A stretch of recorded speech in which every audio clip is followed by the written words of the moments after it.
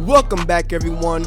This is Jamie's Reviews, home of the 8th best running shoe video reviews on YouTube. And as we come to the end of the year, it is only right that we get into one of my favorite series from New Balance, the New Balance 1080. And as you can see, we brought her back.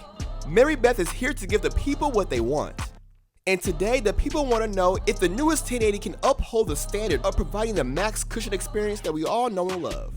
And well, with as many changes as this new model has, let's just jump right into it. This is our review of the New Balance 1080 V10. So the 1080 has a totally revamped upper. This year we got an engineered hypo knit, which is similar to what we've seen in shoes like the New Balance Dante Pursuit.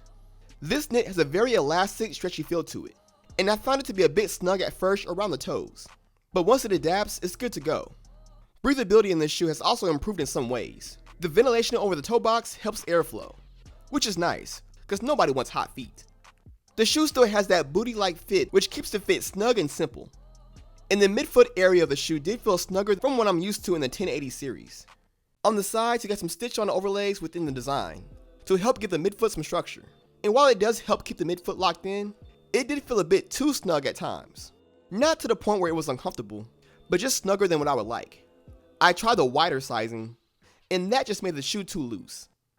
The other big change is this new heel design. They're calling it the Ultra Heel.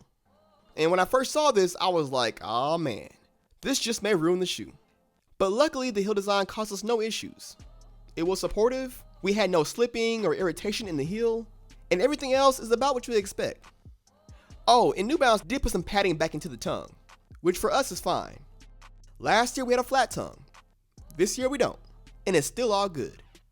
And something that is also good is the underfoot cushioning. The 1080 V8, it's all about giving us more cushion for the pushing, the pace. Here we have a revamped Fresh Foam called Fresh Foam X. And apparently adding an X to an already established technology is the key to success. Now this Fresh Foam is straight up comfortable. If you're into the plush, soft, compressive ride feel, then this is your shoe. This foam provides a nice bounce that just saves the feet and knees from that pounding that many of us go through during those longer runs. Now while the Fresh Foam X is supposed to have more energy return and a bounce back feel, this Fresh Foam setup in the 1080 is not meant for speed. The stack height and the softer feel just encourages us to use this for longer or slower runs, not for speed or tempo runs. So for the purpose of this shoe, it does a great job underfoot. In the outsole, you have a mix of medium and firm strategic rubber. This seems to help with the cushioning even more. Traction wise, it does about what you'd expect.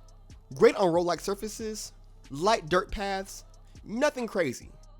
And it's actually not too bad on wet roads. So as a max cushion shoe, the new 1080 V10 is great. It comes with narrow and wide options, feels pretty light for the amount of cushion that you're getting, and as long as you have a neutral foot strike, the ride is pretty smooth. Now some of our friends who wear stability shoes claim that the compressive midsole really did not do much as far as providing pronation support. So for those needing more support, they may want to try the Fresh Foam Vongo. It's a soft, supportive option. So when it comes to long and recovery runs, the 1080 V10 can definitely be a go-to shoe. Now New Balance took some risk with this new update, and we think it paid off. And although Mary Beth and I don't always run in bulkier max cushion shoes, but when we do, it's a good chance that it will be in the new 1080 V10. Impressive.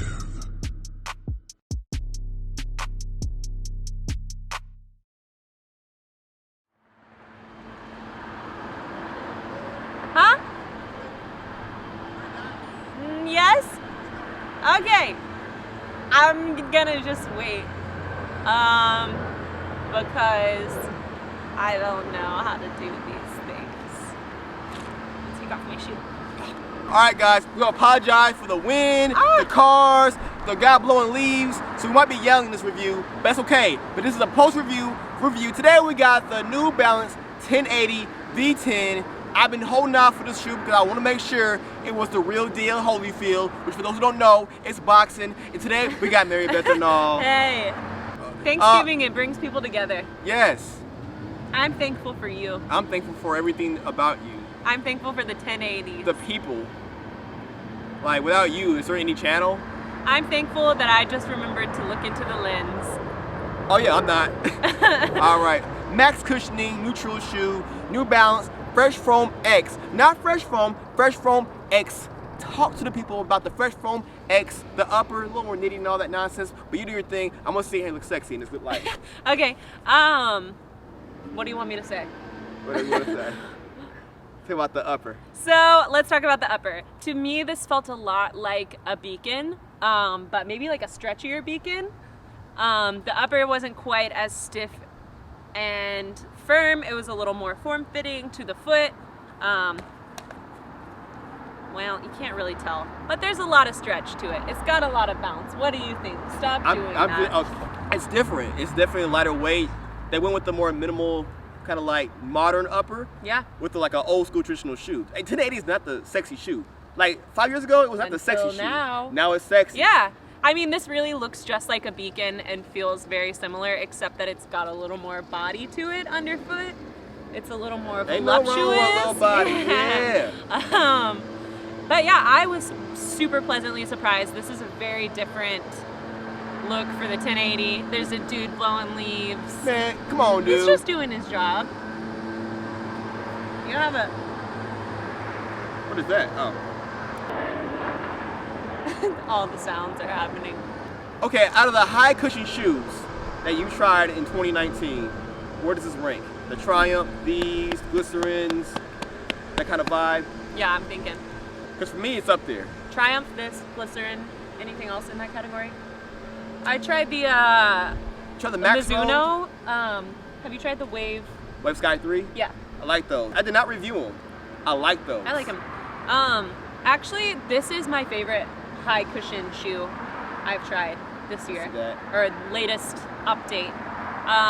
Yeah, the 1080s have just been getting better and better, and some people, I think this is going to be off-putting because it's definitely a more modern take on the 1080, which is like in the past has been a super traditional shoe. So like some people are not going to like this, some people are not going to dig this stretchy upper. Definitely more form-fitting on the upper, although you have a roomy toe box. The toe box fits to your foot. It's form-fitting that midfoot. It's like, it's for a knit, it's like locked down. You ain't going nowhere in that shoe. This is a lot less boxy than the Beacon fit, which is interesting because the Beacon's a lighter weight shoe, but it's somehow like more, to me, more boxy feeling. Tell me about Fresh Foam X. The other brands are doing like revamps, other stuff. Yeah. Saucony did the Ever Run, now they're doing Power Run Plus. This is like their take on like the new evolution of Fresh Foam. Okay. Bouncier. So it's lighter. Lighter, energy return. It feels nice. All the buzzwords. I think it feels nice. Yeah. I was hating on it, but it feels nice.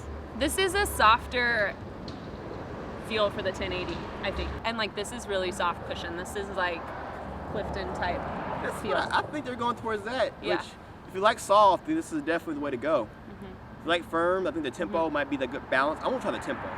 New Balance, you've been killing it this year. Yeah. You got the Rebel, Fuel Cell Propel. You got these.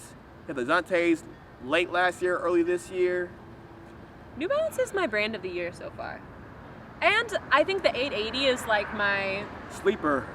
The 880 is like my put it on and go shoe. Like easy to wear. You know. And then you have the Beacon, you have this guy, you have the Zante. Beacon, yeah. They're doing well, yeah. Killing the game. I was gonna say it, but I'm gonna wait until, I'm gonna say it now. Because at the end of the year, my brand of the year. My brand of the year is New Balance. Everyone thought it was gonna be Skechers.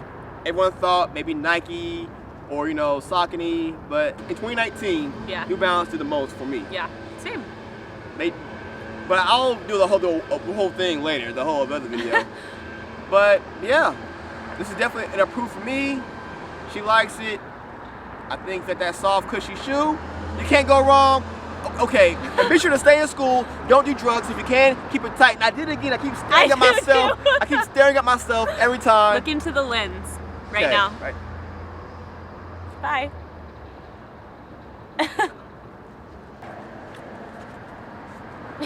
What's happening? Oh.